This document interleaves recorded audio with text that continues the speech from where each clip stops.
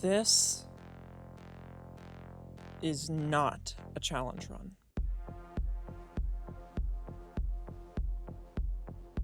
It is not a deep analysis of the game's mechanics or lore, and it is definitely not a video of someone who knows what they are doing. This is a chaotic, semi-personal analysis of fear, disgust, and discomfort being contorted into comedy during my first playthrough of Casualties Unknown. The story begins with an email that was sent to me by the head of communications for the publisher of the aforementioned game. The contents were simple. A request for me to play because the game seemed up my alley, which I am going to guess is either because I made a challenge run on Starbound, which looks somewhat similar to this, or because I subject myself to maddening psychological torment for the sake of entertainment. I knew next to nothing about this game, so I figure I'd ask a friend who is more dialed into games like this and see if he's heard of it. Oh no.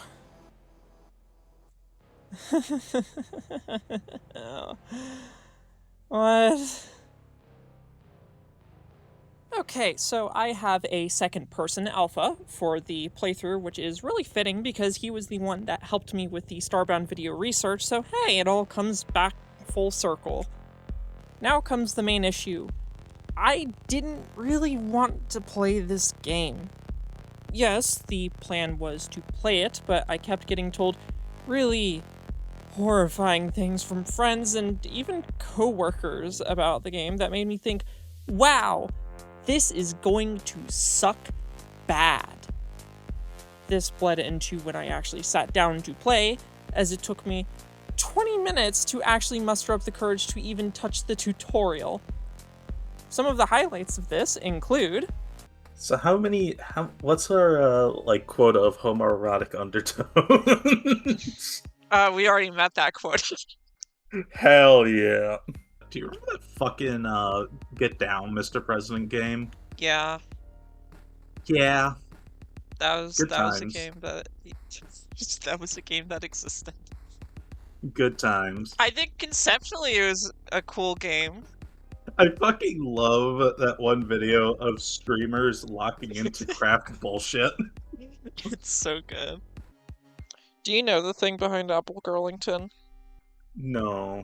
Neither do I, but I'm assuming it's a bad Apple joke. Are you just buying time at this point? No, we haven't been sitting here for 12 minutes on the title screen. Yeah. I can't wait to see how much of this fucking...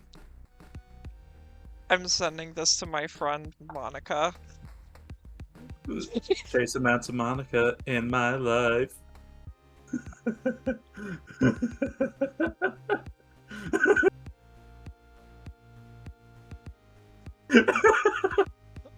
What is this? Good luck at in the fun bubble. Sure, this is basically the machine heats the sheet plastic or something. Fun enough to make her for everyone in plastic and he demonstrated on a baby doll and it was like a baby had been frozen apart from to get when it's done before it's a permanent baby to the same as Dave Sprinkler. I would like to see baby. Baby's supposed to your please show us the governor. Sure. Been a while since I took him out to show people. His body's a little weird compared to the rest because it was one of those dolls that had a plush body with plastic limbs and head. Weird.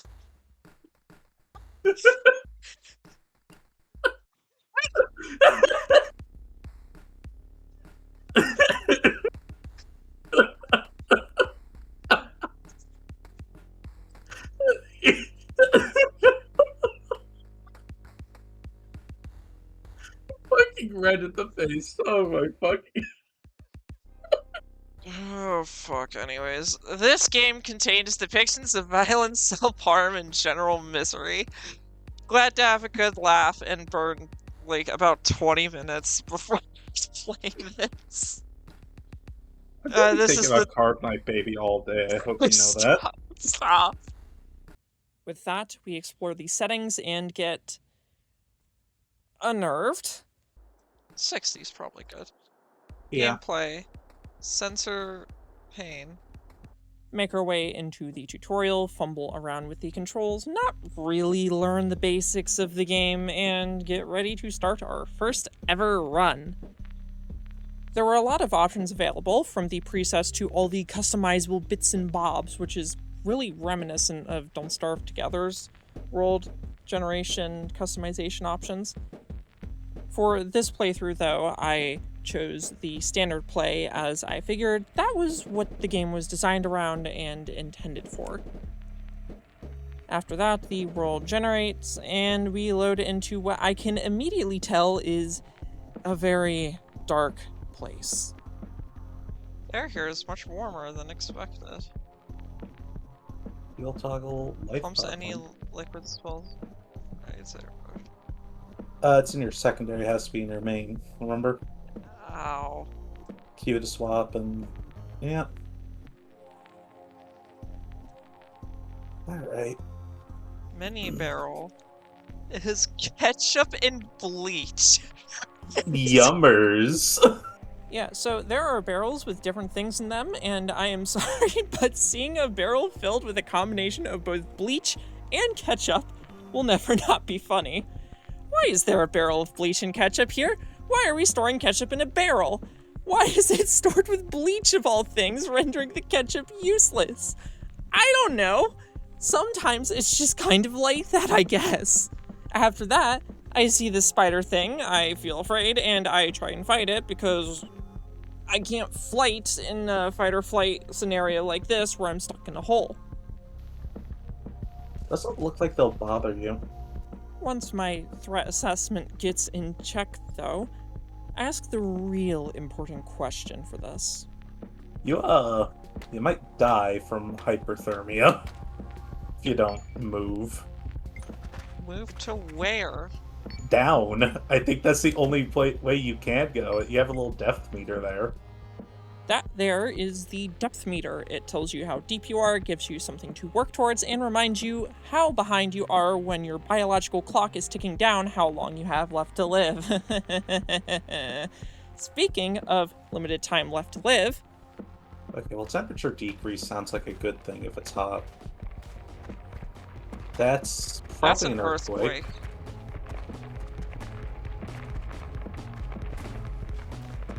This is fine. Are you the one moving around, or can you not control yourself? It is jostling me. Okay. That there was an earthquake, which is a little spooky, but it doesn't really do much for us right now. What does do stuff, though, statuses. We got ones for when we are cold, ones for when we are hot, ones for when we are wet, and yes, even the ones for when we are tired out from desperately digging through trash and gravel to get deeper. During my playthrough, I kept looking at it again and again, as it was a piercing visual through the dark surroundings that I had all around me. Why do I bring this up now, though? Well... I don't know, see if you can eat it, I guess. I don't know. What the fuck? What the fuck?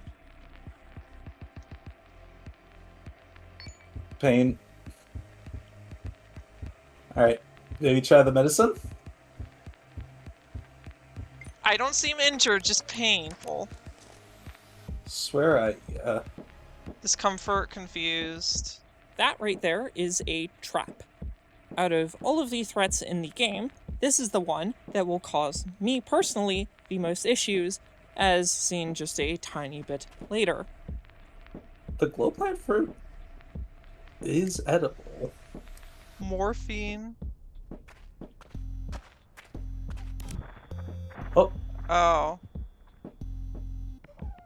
Oh, I am internally bleeding. Take the medicine?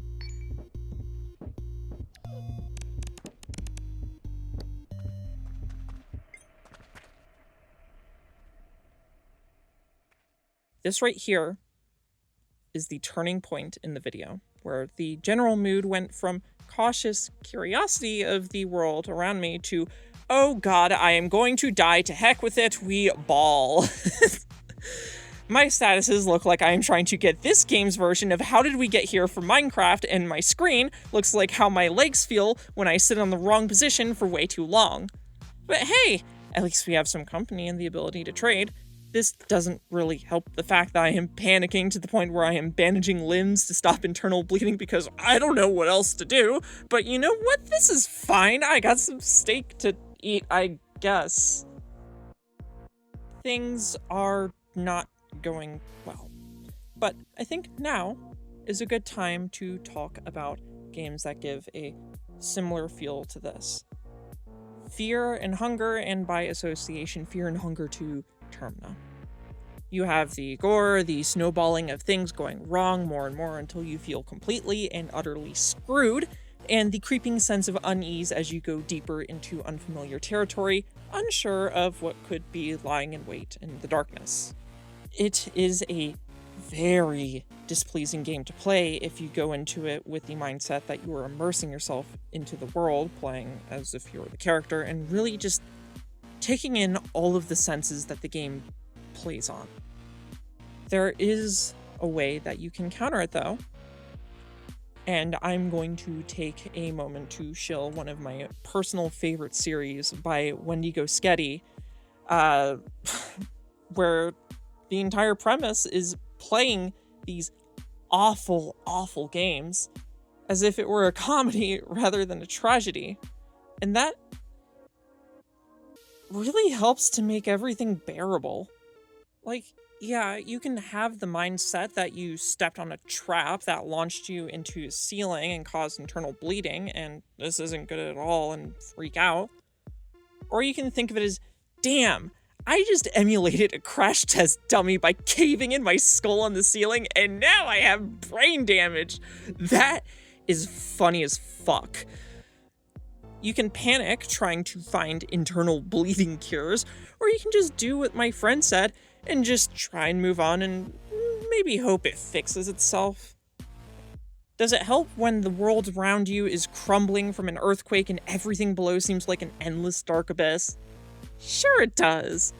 Things can just sometimes go so wrong that it feels like the game has a hard-on to see you break apart and cry, where it wraps around from being so bleak and depressing that it becomes funny again, with, you know, each trap that launches you into the air getting even more and more funny. Oh my gosh.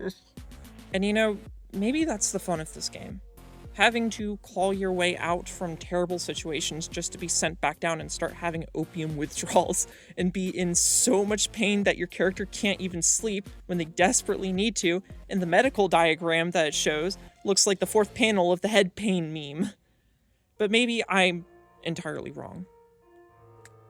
My character is actively unraveling here, so missing the message on what this game is about seems like something I'd probably have happen. But this is how I'm taking it. Well, shit. Well, fuck. Well, shit. You're still alive? But enough about this. This is a first playthrough, and there has to be an end. So how does mine end? Oh, you threw up. Oh, I also have, Opioid craving. withdrawal. That's also something going on. No, maybe if I keep going down, it'll be fine. Well, it's somehow not there. Uh-oh. Uh-oh. I'm okay.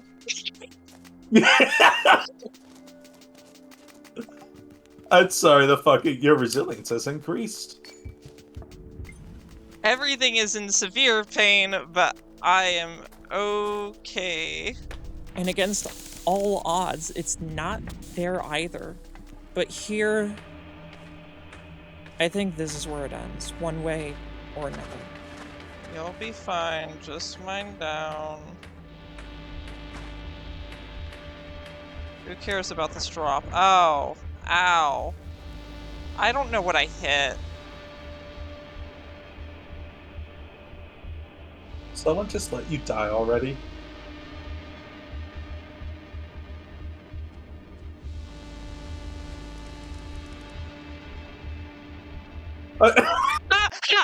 Suck it! Do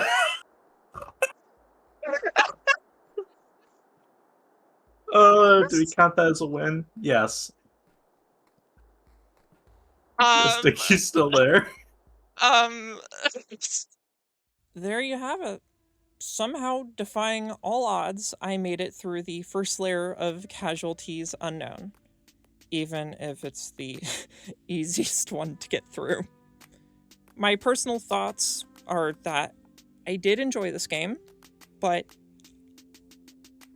I will admit that it is a bit much for me.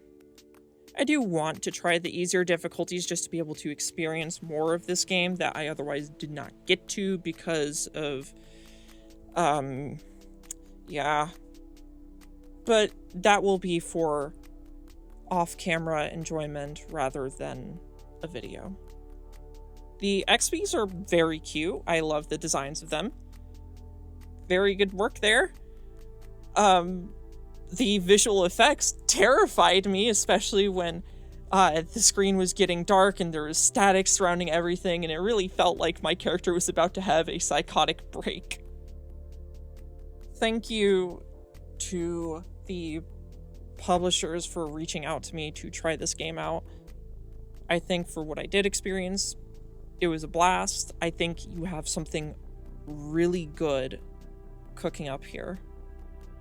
With that, I have been Generic Mystic. I am sorry that this video was not of the usual style of video that I have done. Here is what my character would look like if I tried to continue that run. Oh my gosh. And yeah, until we meet again on the interwebs. I guess. Hopefully with something less traumatizing. Goodbye. It does look like your things were Oh, kind yeah. of restored. I have dislocated legs. Okay, you can fix it. I'm not gonna. I think I'm done. Well, hey, you totally could have powered through. Yeah, sure. Oh, shut up. Just a flesh wound. Tis but a scratch.